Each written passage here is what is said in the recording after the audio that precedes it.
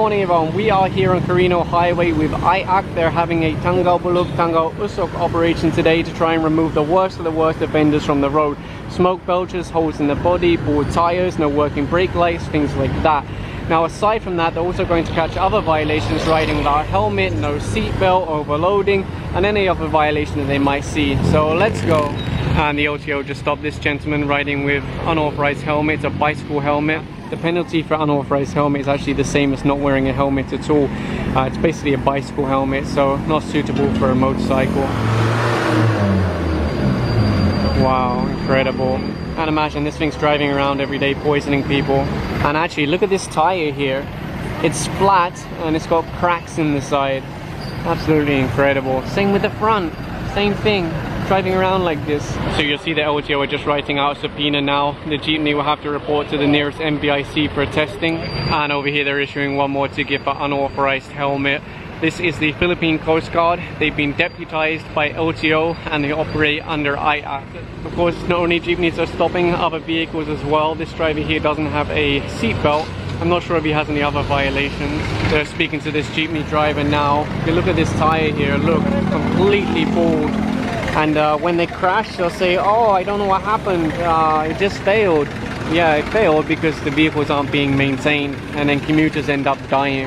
And one more ticket being issued over here. The driver of this motorcycle is wearing a bicycle helmet. They just flagged over this Jeepney now, and what I've noticed when they're stopping is you don't see any brake lights. And this is the same thing on most of them. It's so dangerous because if you're driving behind someone and they don't have brake lights, they hit the brakes, you end up crashing into the back of them. Talking about lights, they're checking this one over here. So brake lights he has, signal lights he doesn't have, although even if he did have them, probably he wouldn't use them. The driver tried to argue with the LTO, which was a bad idea, because they said, okay, it's not just the signal lights, you're wearing slippers, you're wearing shorts, dress code violations. Most Jeepney drivers don't argue because they know if the enforcers spend too much time looking around the vehicle, they're going to find a lot of problems and it's going to be very expensive. And over here this enforcer's writing out a ticket now for defective brake lights. Sometimes people see operations like this and they say, oh Kawawa, I feel bad for the drivers. The thing is, they also complain, oh, why is there so many smoke belching vehicles? Why is there so many drivers that just act so erratic and swerve all over the place? You can't have it both ways. Either you have enforcement or you don't have an enforcement. And over here one more ticket being issued, both the driver and passenger using bicycle helmets. And over here they just issued a ticket to the driver of this tow truck for ADA, Anti-Distracted Driving Act. Apparently or allegedly he was using his cell phone. That's a very heavy penalty. And over here one more ticket being issued for bicycle helmets. You don't always see this enforced, especially at the local level, but during operations they're pretty strict on it. And one more ticket being issued over here, both for the unauthorized helmet, bicycle helmet, and driving in slippers. They just stopped this truck over here. As he was driving along, there was a huge black cloud coming out the back, so I assume they're going to test it now.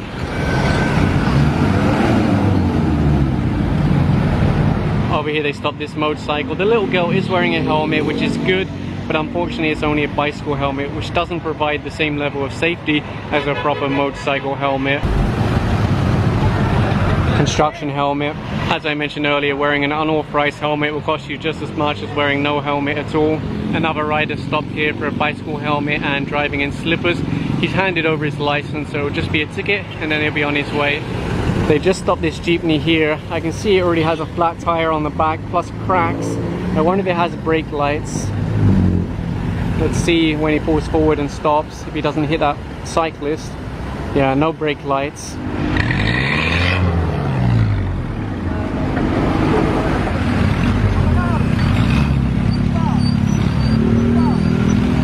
So aside from the brake lights and any other violations they find, they're going to issue a subpoena for a smoke belching.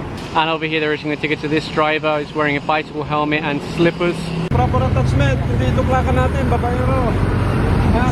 So they're issuing a ticket now to this driver, bicycle helmet, and they're not so happy about the license plate.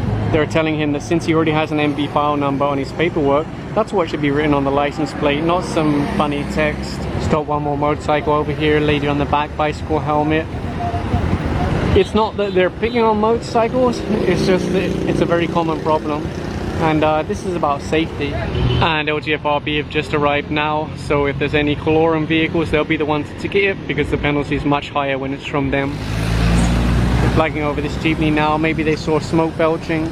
It's actually one of the better Jeepneys today. The driver's wearing a uniform, he's got his seatbelt on, he's wearing shoes, his indicators are clearly working. He put that on to pull over to the side. Reasonable tread on the tires, not the best, but reasonable. And yeah, not too bad really, unless it's a smoke belcher. I haven't seen the exhaust yet.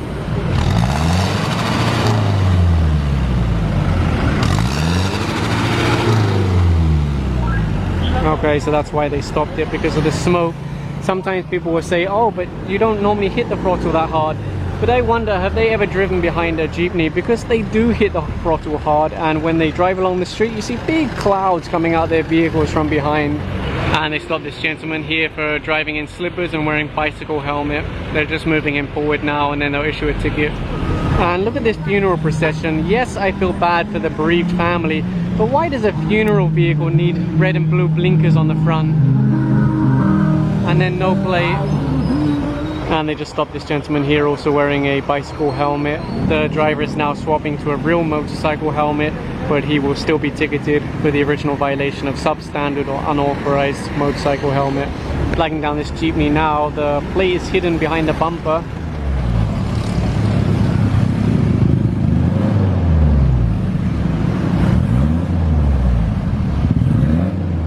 LTO just stopped this motorcycle here, both the driver and passenger, no helmet. Unfortunately, he can't show a license. He says he lives nearby and he just left it there.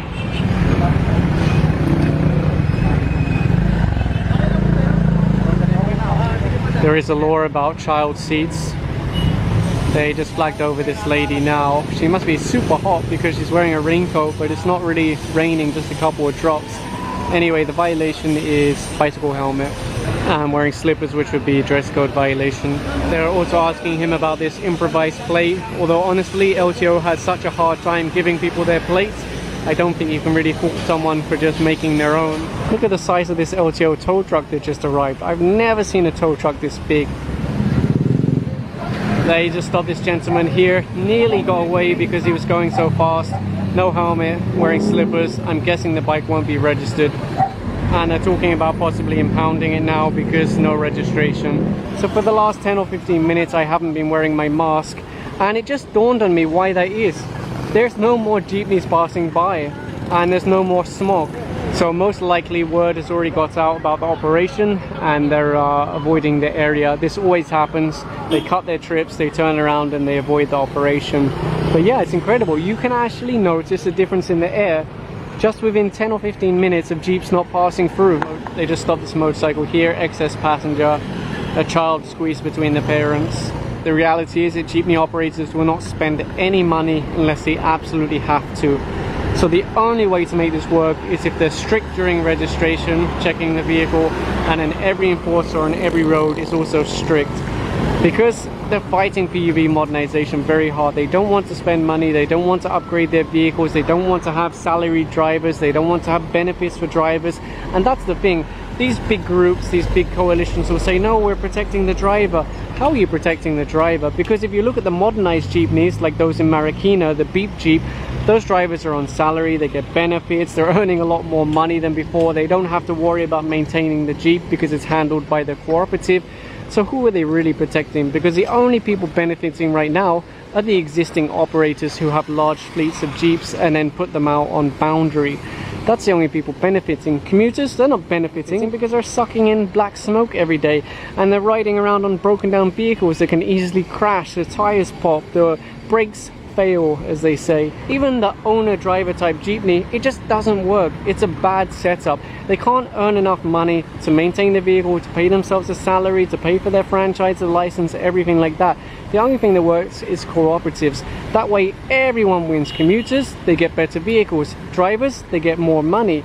Operators, they get more money as well because economy of scale. So it's just those who don't want to, you know, lose out on how they've been making money for decades, but it's at the cost of everyone else.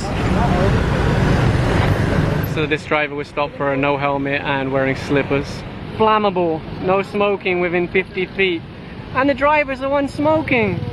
Absolutely incredible. That's actually the barangay chairman that was ticketed earlier for driving without helmet. They've just pulled him over again to remind him